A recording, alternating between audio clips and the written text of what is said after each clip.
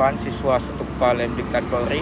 Hari ini kita akan membawa anak yatim untuk membeli baju baru, sedekah dari hamba Allah dan saudara seiman. Semoga apa yang dilakukan kita ini bisa bermanfaat untuk mereka. Amin ya rabbal alamin.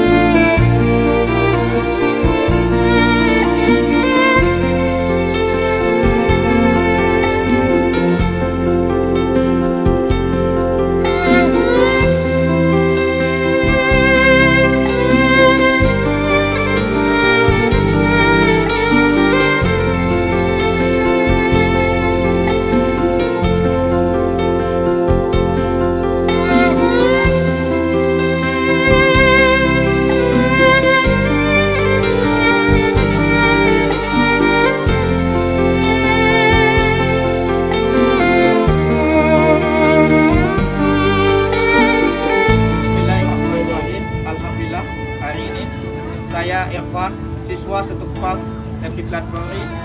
Hari ini kita membelikan baju untuk anak yatim dan fakir miskin yang ada di Kecamatan Langkahan, Kabupaten Aceh Utara.